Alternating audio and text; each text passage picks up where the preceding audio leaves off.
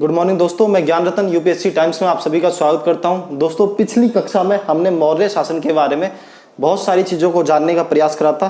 कुछ बिंदु जो मौर्य शासन के बारे में, मौर्य साम्राज्य के बारे में छूट गए थे, जो रह गए थे, उन्हें हम आज की क्लास में दोस्तों कवर करेंगे। तो सबसे पहले हम जो स्टार्ट करने जा रहे हैं, तो दोस्तों सबसे पहले हम शुरुआत करेंगे, क्या अशोक का धर्म बौद्ध धर्म ही है। हमने अशोक के बारे में बहुत सारी चीज़ों को पढ़ा था। दोस्तों, अशोक मौर्य साम्राज्य के एक प्रकार से कह सकते हैं कि सबसे महत्वपूर्ण शासकों में से एक है। और मौर्य साम्राज्य भारतीय इतिहास कह सकते हैं, भारतीय इतिहास का जो श्री गणेश हुआ या भारतीय इतिहास की जो तिथिवार एक तरीके से पढ़ने का जो क्रम शुरू हुआ, वो मौर्य शासकों के अंतर्गत ही शुरू हुआ। सर्वप्रथम साम्राज्य निर्माण की जो प्रक्रिया स्थापित हुई, वो मौर्य साम्राज्य के अंतर्गत ही हुई। ये सारी चीजें हमने मौर्य शासन के बारे में लगभग पढ़ ली हैं। तो दोस्तों, अब अशोक के थोड़ा सा और विश्लेषण अशोक के बारे में करते हैं। क्या अशोक का धर्म बौद्ध धर्म ही है? क्या अशोक का धर्म बौद्ध धर्म ही है? इस बारे में मैंने आपको बताया था, थोड़ा सा बताया था कि कुछ शासकों ने हालांकि अशोक के धर्म को बौद्ध धर्म ही माना है। कुछ शासकों ने अशोक को कहा है कि अशोक ऐसा एक ऐसा शासक था जो बौद्ध धर्म का चोला पहने हुआ था। कुछ इतिहासकारों ने अशोक को पूर्ण रूप से कह सकते हैं, विद्वानों ने अशोक को पूर्ण रूप से एक बौद्ध धर्म अनुयायी माना है, बौद्ध धर्म का कट्टर माना है अशोक को। लेकिन अब हम अशोक की थोड़ा सा विश्लेषण करते हैं, क्या अशोक का धर्म बौद्ध धर्म है। तो दोस्तों, हमने अशोक के धर्म के बारे में पढ़ा था। मैंने आपको बताया था कि अशोक का धर्म बौद्ध धर्म नहीं है, बल्कि अशोक का धर्म सभी धर्मों की अच्छी बातों का एक तरीके से मिश्रण है। अशोक ने अपनी जनता के कल्याण के लिए, अपनी जनता के नैतिक कल्याण के लिए, अपनी जनता में आदर्श कह सकते हैं आदर्श आचरणों को भरने के लिए, समाहित करने के लिए अशोक ने एक प्रकार की आचार संहिता का निर्माण किया था। और उस आचार संहिता का जो था, उस आचार संहिता के अंदर इस प्रकार की बात थी जो लगभग बौद्ध धर्म से थोड़ी बहुत मेल खाती हैं। इसी आधार पर बहुत लोगों ने अशोक की धर्म की नीति को दोस्तों बौद्ध धर्म ही करार दिया था। यहाँ पे हम विश्लेषण करेंगे, क्या अशोक की धर्म की नीति बौद्ध धर्म है या नहीं है। तो दोस्तों देखते हैं, अशोक की धर्म की नीति बौद्ध धर्म ही है। तो देखते हैं इसका उत्तर क्या होगा। तो दोस्तों, हम कह सकते हैं कि विद्वानों का एक समूह अशोक की धर्म की नीति को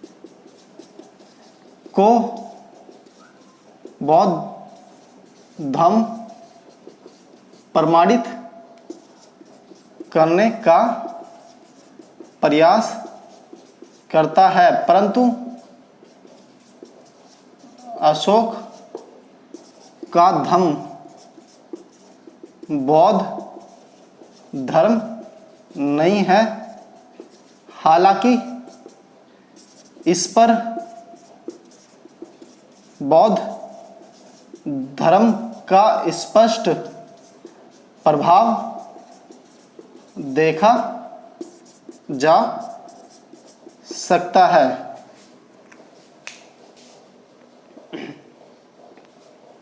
तो दोस्तों देखेंगे, विद्वानों का एक समूह अशोक की धर्म की नीति को बौद्ध धर्म प्रमाणित करने का प्रयास करता है। विद्वानों का एक समूह कहता है कि अशोक का धर्म वो बौद्ध धर्म ही है, परंतु अशोक का धर्म बौद्ध धर्म नहीं है। हालांकि इस पर बौद्ध धर्म का स्पष्ट प्रभाव देखा जा सकता है। लेकिन हम कहेंगे कि अशोक का धर्म बौद्ध धर्म नहीं है, हालांकि इस पर बौद्ध धर्म का प्रभाव है, जिसे हम स्पष्ट तौर पर देख सकते हैं, लेकिन ये बौद्ध धर्म नहीं है। कुछ लोग कहते हैं कि बौद्ध धर्म की ही अभिव्यक्ति है, बौद्ध धर्म का ही एक रूप है, लेकिन ये बौद्ध धर्म का रूप नहीं है। दोस्तों, अशोक का धर्म कुछ और है। देखते हैं, आगे बढ़ते हैं। क्यों दोस्तों, तो कह सकते हैं कि जहां बौद्ध धर्म में व्यक्ति का अंतिम उद्देश्य निर्वाण प्राप्ति है, वहीं धर्म का उद्देश्य स्वर्ग, वहीं धर्म का उद्देश्य स्वर्ग है। दूसरा पॉइंट देखते हैं दोस्तों, अशोक जहां बौद्ध धर्म निर्वाण की बात करता है कि व्यक्ति के जीवन का उद्देश्य निर्वाण की प्राप्ति है, वहीं अशोक का जो धर्म है, धर्म का उद्देश्य स्वर्ग की प्राप्ति है। अशोक निर्वाण की बात नहीं करता है, अशोक धर्म की बात करता है। आगे बढ़ते हैं दोस्तों, कि बौद्ध धर्म में 4 आर्य सत्य की अवधारणा को अशोक के धम्म में नहीं देखा जा सकता है। बौद्धों की चार आर्य सत्य की अवधारणा, जो बौद्ध धर्म की चार आर्य सत्य की अवधारणा थी दोस्तों, वो हम यहाँ पर नहीं पाते हैं सम्राट अशोक की धम्म की नीति में, वो हमें देखने को नहीं मिलती है। तो हम कह सकते हैं कि बौद्ध धर्म और अशोक के धम्म की मूलभूत चीज़ों में ही अंतर है, और इन्हीं के आधार पर हम इस बात को नकार सकते हैं कि अशोक की जो धम्म की नीति थी वो बौद्ध धर्म नहीं थी, हालांकि इस पर बौद्ध धर्म का प्रभाव था। तीसरा दोस्तों, बौद्ध धर्म में अष्टांगिक मार्ग का विशेष महत्व है, परंतु अशोक के धम्म में इसकी कोई चर्चा नहीं है। तो दोस्तों देखते हैं एक तरीके से वो चीज़ें, वो महत्वपूर्ण बिंदु कह सकते हैं कि जिनके आधार पर बौद्ध धर्म का निर्माण हुआ है, या फिर वो बहुत महत्वपूर्ण बिंदु जिनके आधार पर हम बौद्ध धर्म की कल्पना नहीं कर सकते, उन्हीं बिंदुओं को कह सकते हैं जो बौद्ध धर्म की एक प्रकार से पहचान है, वो अशोक के धम्म में कहीं भी हमें दिखाई नहीं देती। और इसी के आधार पर हम कह सकते हैं कि अशोक के धम्म और बौद्ध धम्म में मूलभूत अंतर है, जिस कारण अशोक का धम्म बौद्ध धम्म नहीं माना जाता। आगे बढ़ते हैं दोस्तों।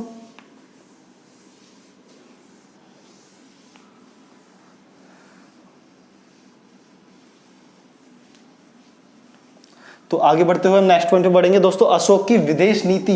तो दोस्तों अशोक की जो विदेश नीति थी, इसे हम दो परिप्रेक्ष्य में देखेंगे, मतलब दो चीजों के आधार पर अशोक की विदेश नीति का हम कह सकते हैं मूल्यांकन करेंगे। तो पहला हम कह सकते हैं कि अशोक की विदेश नीति तो साम्राज्य के आधार पर,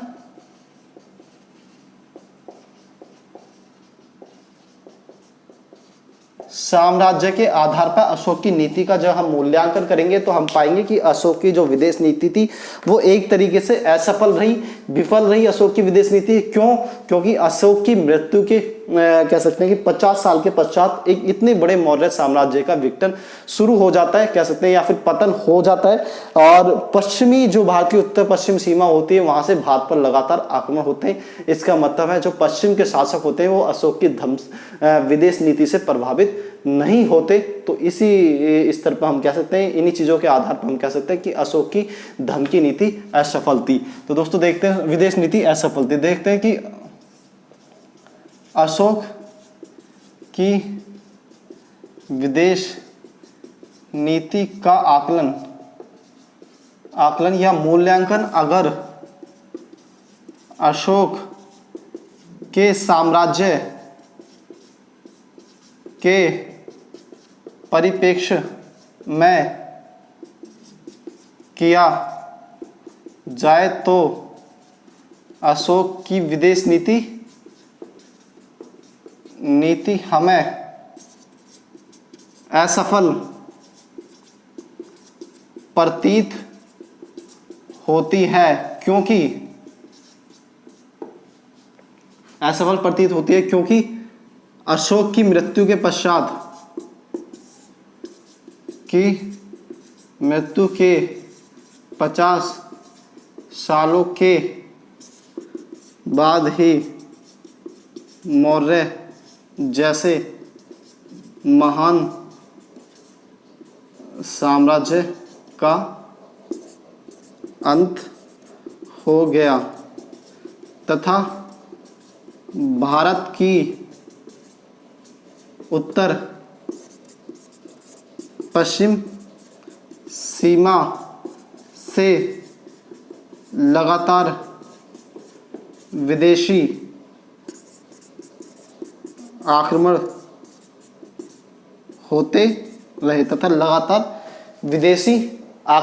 होते रहे उत्तर पश्चिम सीमा से भारत की, और ऐसा प्रतीत होता है कि अशोक की विदेश नीति उत्तर पश्चिम के शासकों को प्रभावित करने में असफल रही। तो दोस्तों दो आधारों पर अशोक की विदेश नीति का हम मूल्यांकन करेंगे या फिर अशोक की विदेश नीति को पढ़ेंगे। एक जो आधार हम पढ़ते हैं कि अशोक की विदेश नीति साम्राज्य के आधार पर, तो हम देखते हैं कि अशोक की विदेश नीति का आकलन अगर अशोक के साम्राज्य के परिप्रेक्ष्य में किया जाए तो अशोक की विदेश नीति हमें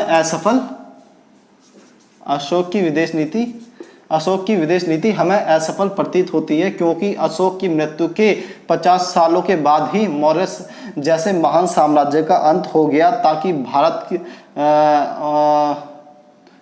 साम्राज्य का अंत हो गया भारत की उत्तर पश्चिम सीमा से तथा भारत की उत्तर पश्चिम सीमा से लगातार विदेशी आक्रमण होते रहे। ऐसा प्रतीत होता है कि अशोक की विदेश नीति उत्तर पश्चिम के शासकों को प्रभावित नहीं कर पाई। दोस्तों अशोक की विदेश नीति जो होती, अशोक ने अपनी विदेश नीति में राजदूतों की जगह धर्मदूतों को एक तरीके से स्थापित करा, नियुक्ति करी, और उसने अहिंसा की नीति पे चलते हुए अपनी विदेश नीति का निर्माण करा। अगर यूनान के कह सकते हैं कि यहाँ के भारत उत्तर पश्चिम भारत के जो शासक थे, अगर वो अशोक की विदेश नीति से प्रभावित हुए होते और अशोक की विदेश नीति के अनुसार वो अहिंसा की नीति का पालन करते, तो वो अशोक पर आक्रमण नहीं करते और लंबे समय तक अशोक का साम्राज्य चलता। लेकिन दोस्तों हम देखते हैं कि अशोक की मृत्यु के पश्चात विदेशी आक्रमण भारत पर शुरू हो जाते हैं उत्तर पश्चिम सीमा से, और विदेशी लोग जो होते हैं, हम कह सकते हैं कि अशोक की धर्म की नीति को शायद वो इतने अच्छे से धर्म की नीति से प्रभावित नहीं हो पाया अशोक की विदेश नीति से, इसीलिए उन्होंने आक्रमण करना जायज समझा और आक्रमण करके अशोक के साम्राज्य को कह सकते हैं उसे विघटित कर दिया, उसे ध्वस्त कर दिया। इसी के आधार पर अशोक की विदेश नीति असफल प्रतीत होती है। लेकिन दोस्तों आगे बढ़ते हैं, ये हमने साम्राज्य के आधार पर अशोक की विदेश नीति का मूल्यांकन किया था, लेकिन अब हम मूल्यांकन करेंगे वर्तमान परिप्रेक्ष्य में।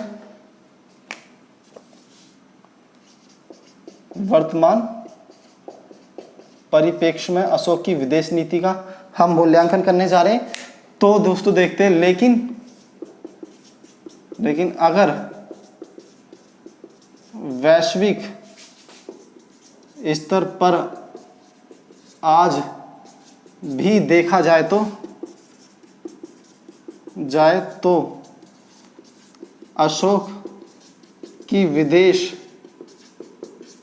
नीति सफल प्रतीत होती है, क्योंकि लेकिन दोस्तों वैश्विक स्तर पर पूरे वर्ल्ड को, अगर हम पूरे वर्ल्ड पर भी एक नज़रिया डालते हैं पूरे संसार पर, तो हमें पता चलता है कि अशोक की विदेश नीति एक सफल नीति होती है। अगर अशोक की विदेश नीति का आज पूरी दुनिया अनुसरण करे, पालन करे, तो दुनिया में बहुत कुछ चीज़ें बेहतर हो सकती है। कि हम देख सकते हैं कि वर्तमान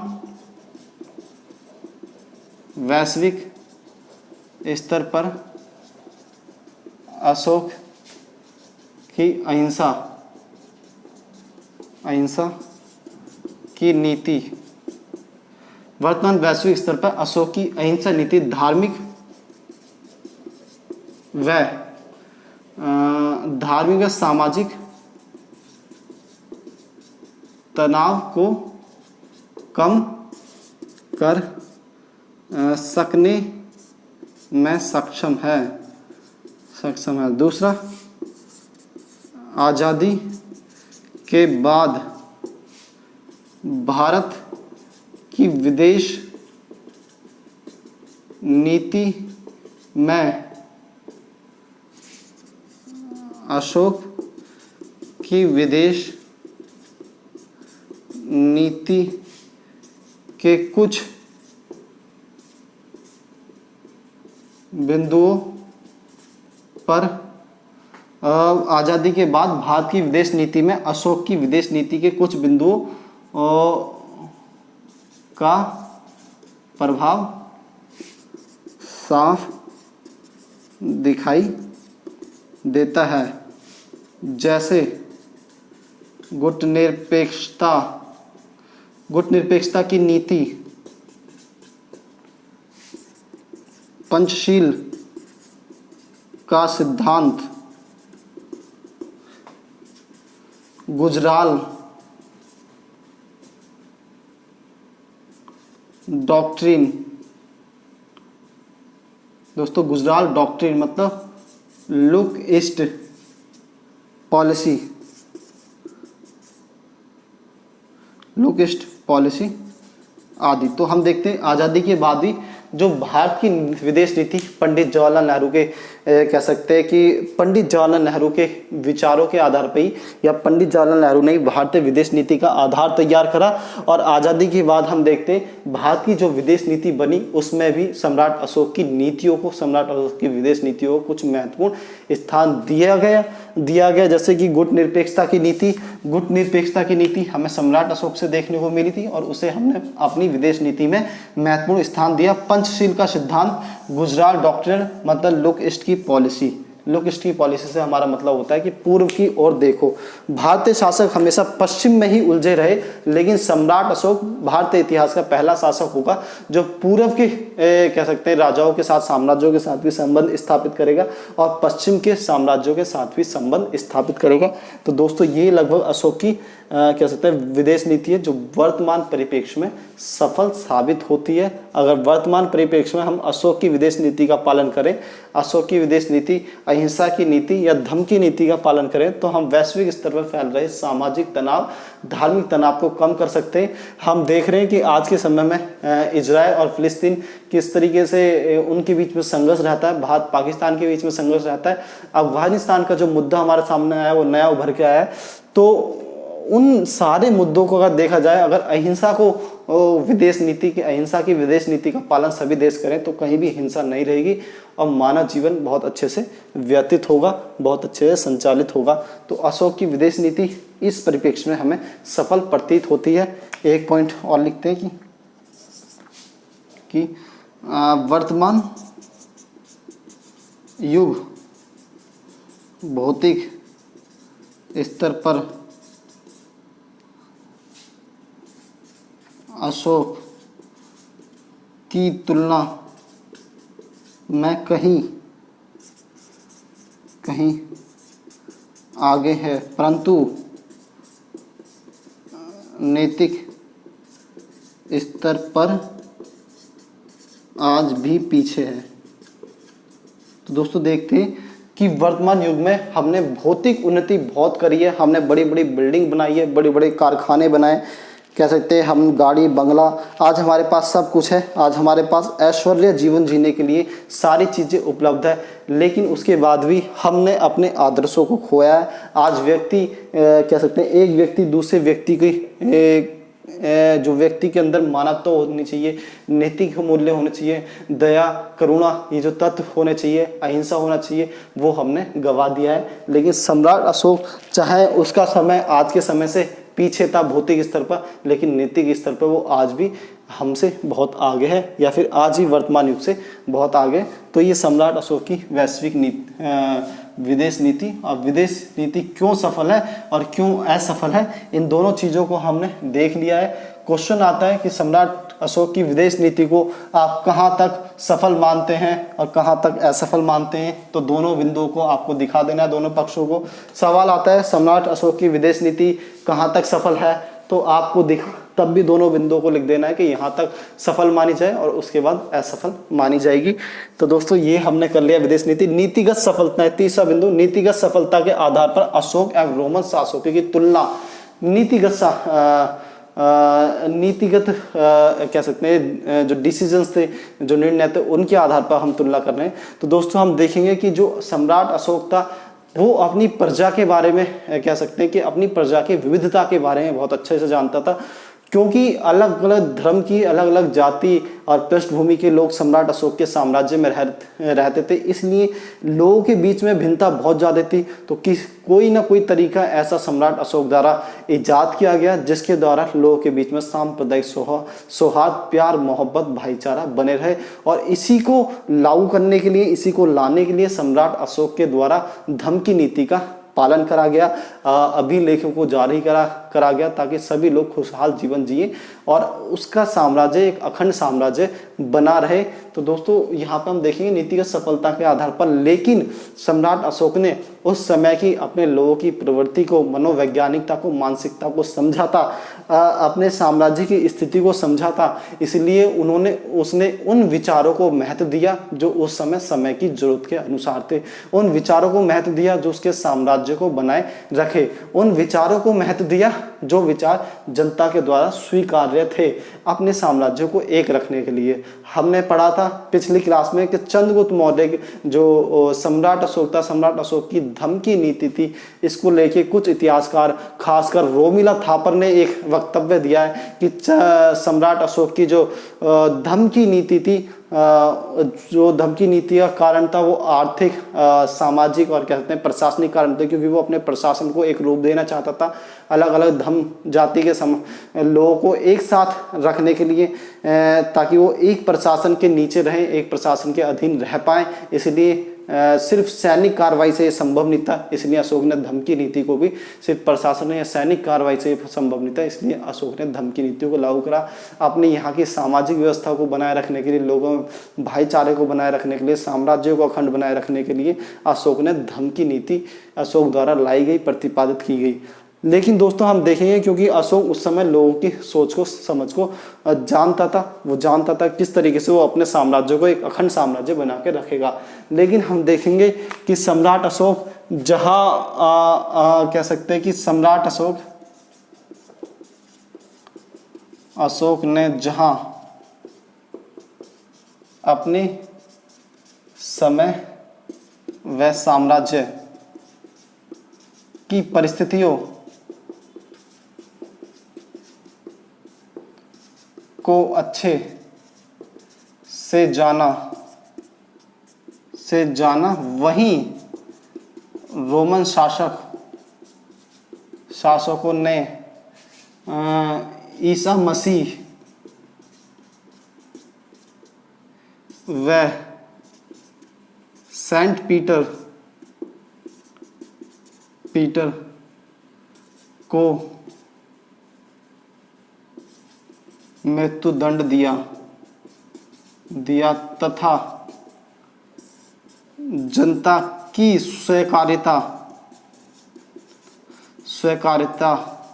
की अवहेलना की। तो दोस्तों भारत में उस समय कह सकते हैं कि धमकी नीति की आवश्यकता थी। सम्राट अशोक ने इस चीज़ को जाना, लोगों में प्यार मोहब्बत भाईचारा बनाने के लिए उसने धमकी नीति को लागू करा और अपनी जनता को समझा कि आखिरकार जनता इस चीज़ को चाहती है। लेकिन हम देखेंगे कि रोमन शासकों ने सेंट पीटर दोस्तों और ईसा मसीह को सूली पे चढ़ा दिया, सेंट पीटर को मृत्युदंड दिया, इनकी भी हत्या कर दी और जनता की स्वीकार्यता को कह सकते हैं, जनता की स्वीकार्यता की अवहेलना करी और ये जानने का प्रयास नहीं करा कि ये जो दोनों लोग थे, जनता इन्हें बहुत बड़े स्तर पर स्वीकार करती थी। जनता चाहती थी कि ये लोग अस्तित्व में बने रहें।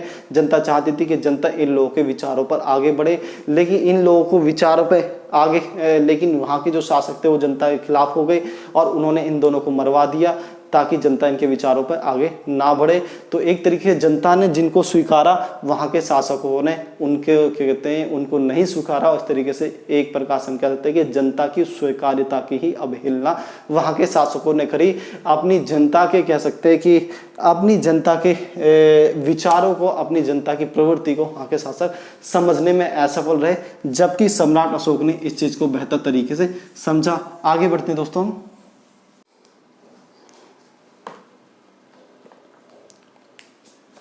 दोस्तों आगे हम पढ़ेंगे मौर्यकालीन कला के बारे में, मौर्यकालीन साहित्य के बारे में। सबसे पहले साहित्य के बाद हम कला के बारे में पढ़ेंगे। तो दोस्तों मौर्यकालीन साहित्य देख लेते हैं।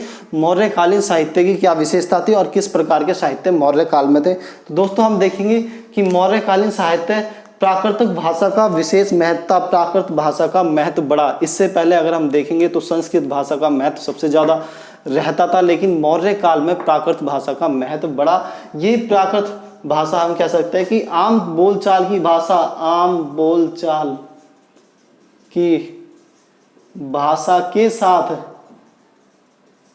राजकीय भाषा भी थी। राजकीय भाषा, राजकीय भाषा से हमारा अर्थ है वो भाषा जिसे राज्य द्वारा स्वीकृति दी थी, जो राज्य के कार्यों में भी प्रयोग होती थी। तो प्राकृत भाषा का महत्व बड़ा, प्राकृत भाषा ध्यान रखना है, प्राकृत भाषा का महत्व बड़ा। अशोक के अधिकांश अभिलेख प्राकृत भाषा में मिलते हैं। ये उदाहरण है, ये दिखाता है कि प्राकृत भाषा का महत्व बड़ा था, क्योंकि अशोक के अधिकांश अभिलेख हमें प्राकृत भाषा में मिलते हैं। आगे देखते हैं, बौद्ध जैन साहित्य प्राकृत भाषा में मिलते हैं। बौद्ध और जैन साहित्य भी प्राकृत भाषा में मिलते हैं उस समय के। तो ये भी इस तथ्य को दर्शाता है कि प्राकृत भाषा का महत्व संस्कृत की तुलना में बढ़ गया था। बौद्ध साहित्य में तीसरे पीठक के रूप में अभिधम्म पीठक ध्यान रखना है, तीसरे साहित्य के रूप में अभिधम्म पीठक जुड़ा। तो कैसे मौर्यकालीन साहित्य में वृद्धि हो रही है, क्या क्या साहित्य मौर्य शासन में जुड़े और उनकी क्या विशेषता थी। आगे बढ़ते हैं, संस्कृत साहित्य में कात्यायन की वर्तिका, संस्कृत साहित्य में कात्यायन की वर्तिका और कौटिल्य का अर्थशास्त्र जुड़ा। तो मौर्य शासन में ऐसा नहीं था कि संस्कृत में कोई भी कार्य नहीं हुआ या फिर संस्कृति एक तरीके से संस्कृत भाषा बहुत ज़्यादा लुप्त हो गई थी। नहीं दोस्तों, तो मौर्य काल में संस्कृत भाषा का थोड़ा सा महत्व कम हुआ था, प्राकृत भाषा का महत्व बढ़ गया था।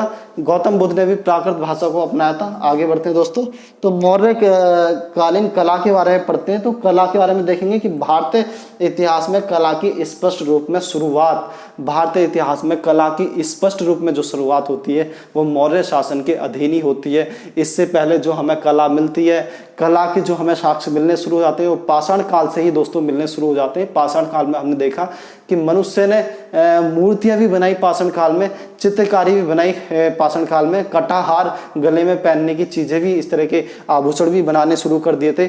मृत भाण के भी हमें एक तरीके से जो साक्ष्य मिलते हैं वो पाषाण काल में मिलते हैं, लेकिन वो बहुत ज़्यादा उन्नत क्वालिटी के नहीं थे, बहुत ज़्यादा अच्छी क्वालिटी के, सुंदर सुडोल नहीं थे।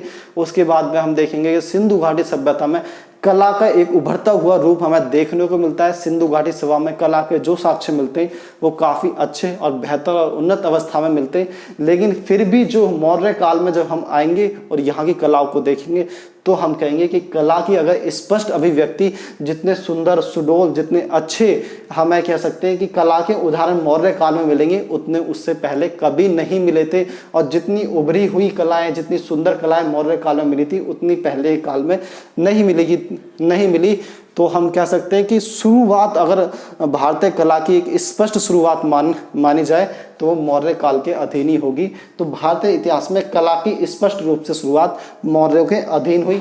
आगे बढ़ेंगे, बौद्ध धर्म से प्रेरित, दोस्तों ये कला बौद्ध धर्म से प्रेरित थी। मतलब इस कला में आप देखेंगे जिन भी चीज़ों को निर्मित किया गया उन चीज़ों में कहीं ना कहीं बौद्ध धर्म का प्रभाव था। जिन जानवरों की आकृति बनाई गई उन जानवरों का संबंध बौद्ध कला से था। जिन फूल पत्तियों पेड़ पौधों की आकृति बनाई गई उनका संबंध बौद्ध कला कम से कम बौद्ध धर्म से था। तो वो सारी चीज़ें, ज़्यादातर चीज़ें जिनका निर्माण किया गया कहीं ना कहीं उनका संबंध बौद्ध धर्म से जुड़ा हुआ था। आगे बढ़ते, राजकीय संरक्षण में पली, और इस समय की जो कला थी वो राजकीय संरक्षण में पली थी। मतलब कला को बाहरी लोग बहुत कम नाम मात्र के लिए कुछ ना कुछ कला के रूप में निर्मित किया करते थे। जो राजा होते थे, राजाओं को अपने ही कलाकार हुआ करते थे और वो कलाकार राजा के कहने पर नई नई कृतियों का निर्माण करते थे, राजा कहने पर नई नई चीज़ों का निर्माण करते थे। उसी को हम राजकीय कह सकते हैं कि राजकीय कला कहेंगे। तो राजा के कहने पर जिन जिन चीज़ों का निर्माण हुआ या फिर राजा के अधीन जिन चीज़ों का निर्माण हुआ उन्हीं को हम राजकीय कला कहेंगे। तो राजकीय कला संरक्षण में पली बड़ी। आगे देखेंगे दोस्तों, अशोक के अभिलेख महत्वपूर्ण उदाहरण है। अशोक उस काल की कला के महत्वपूर्ण उदाहरण है। अशोक के अभिलेख, अशोक ने अपनी जनता को संबोधित करने के लिए जगह जगह अभिलेख लगाए और वो अभिलेख है वो भी एक तरीके से मौर्य कला को दर्शाते हैं कि मौर्य कला कैसी थी। गुफा वास्तुकला, दोस्तों ध्यान रहे, गुफा वास्तुकला मौर्यों की देन है। इससे पहले हमें गुफा वास्तुकला के साक्ष्य नहीं मिलते। तो हम कह सकते हैं शुरुआत जो गुफा वास्तुकला की होगी जो मौर्य शासकों के अधीन होगी। गुफा वास्तुकला मौर्य काल की देन है। सर्वप्रथम अशोक ने गया में बराबर व पौत्र सुसीम ने नागार्जुनी की पहाड़ियों में गुफा बनवाकर आजीविकों को दान दी। तो हमें दो ये कह सकते हैं कि गुफा वास्तुकला के उदाहरण मिलते हैं, बराबर की गुफा और नागार्जुनी की गुफा। आगे बढ़ेंगे दोस्तों, मूर्तिकला देखेंगे तो मूर्तिकला भी उन्नत अवस्था में थी। राजकीय संरक्षण व इससे बाहर दोनों में मूर्तिकला का विकास होता है। राजा के अधीन भी मूर्तिकला का विकास होगा और राजा से बाहर जो आपसी निजी व्यक्ति होंगे वो भी मूर्तिकला में एक तरीके से रुचि दिखाएंगे कि इससे बाहर दोनों रूपों में विकसित हुए। दीदारगंज की यक्षिणी की मूर्ति महत्वपूर्ण उदाहरण है। दीदारगंज एक स्थल है जहाँ से हमें यक्षिणी की मतलब एक स्त्री की मूर्ति मिली है और वो मूर्ति महत्वपूर्ण उदाहरण है। वो मूर्ति दिखाती है मौर्य कला किस प्रकार की कला थी।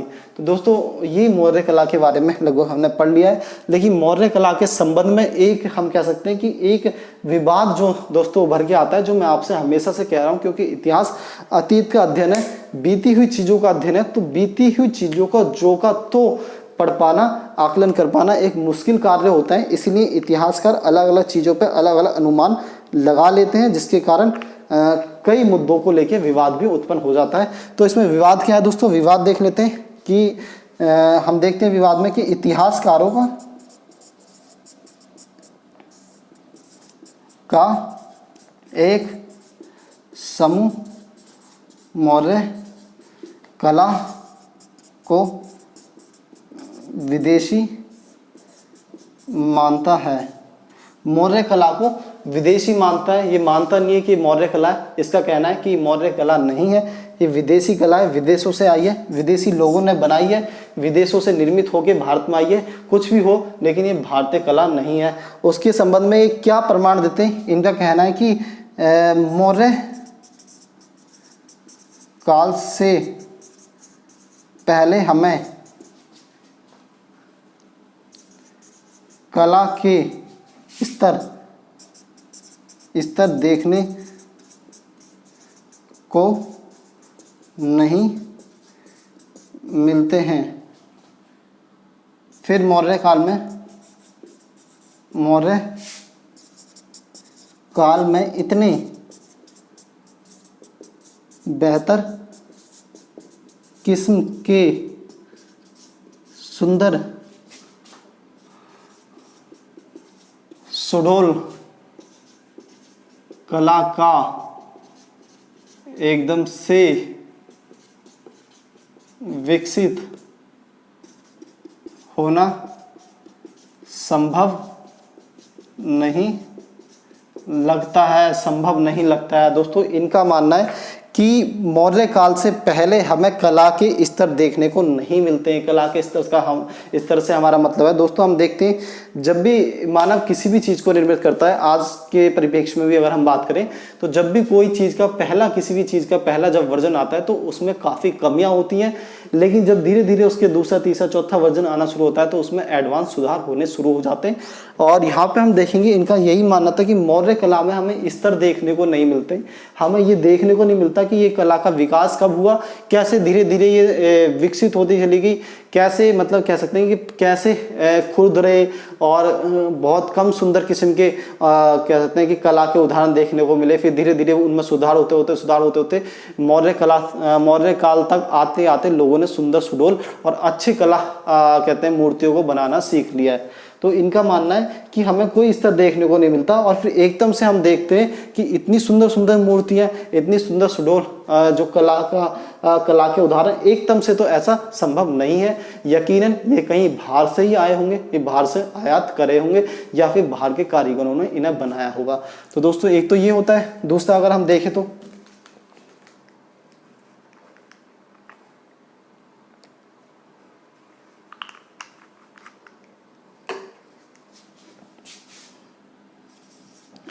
दूसरा ये कहते हैं अशोक के अभिलेखों पर भी ईरानी शासक के अभिलेखों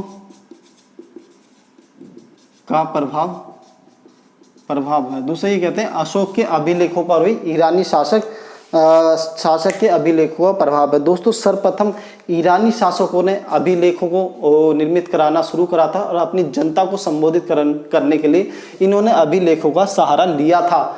और उसी प्रकार से वही कार्य अशोक ने किया है। ये कहते हैं कि अशोक के जो अभिलेख हैं वो ईरानी अभिलेख से मिलते जुलते हैं, मतलब अशोक ने जो अभिलेखों की अवधारणा ली, अभिलेख बनाने का जो निर्णय लिया वो ईरानी शासकों से ही सीखा। इसी प्रकार मूर्ति कला भी बाहर से ही आई होगी, इनका मानना ये था। लेकिन हम कह सकते हैं कि अशोक के अभिलेख और ईरानी शासकों के अभिलेख में हमें मूलभूत अंतर देखने को मिलता है। सबसे पहले हम कहते हैं कि इसके संबंध में हम क्या अपना पक्ष रखेंगे, तो हम अपना पक्ष रखेंगे कि लेकिन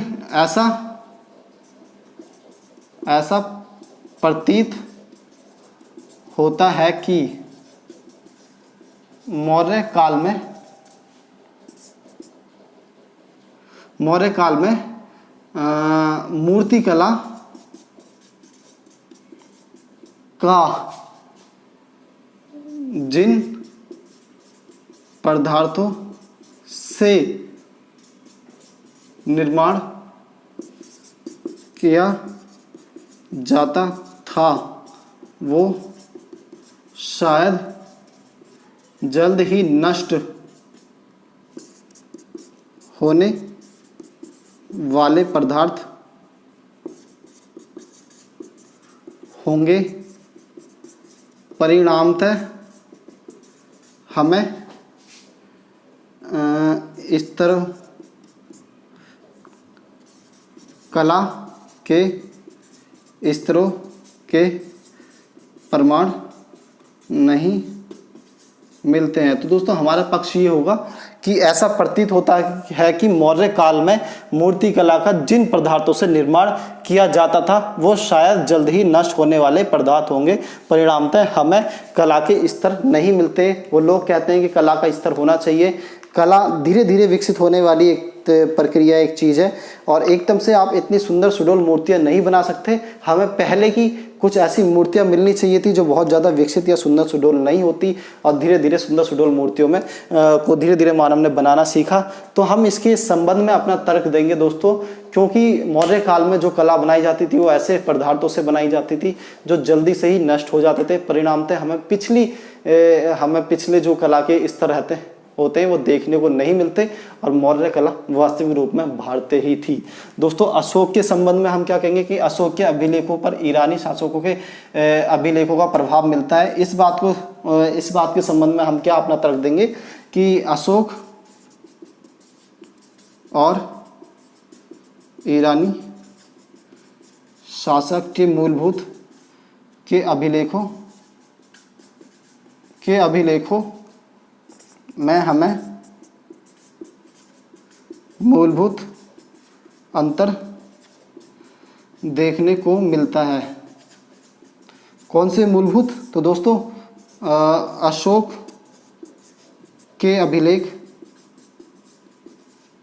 लेखों पर पशु आकृतियां हैं, जबकि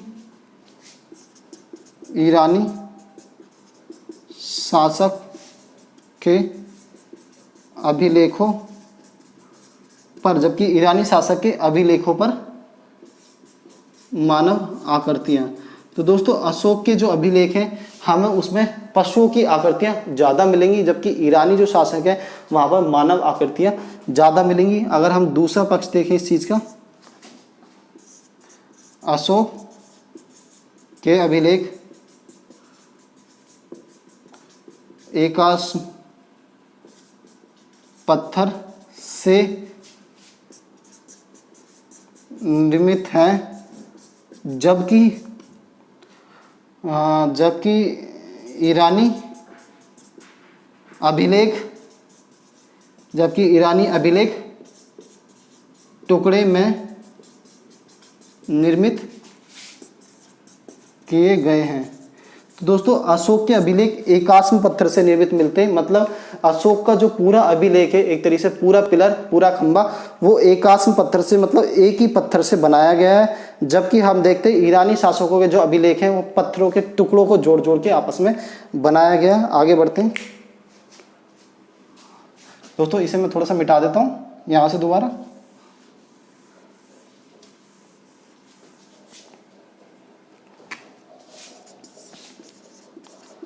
अशोक के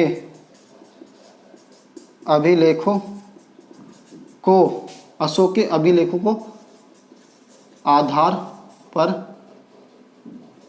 खड़ा किया गया है, जबकि ईरानी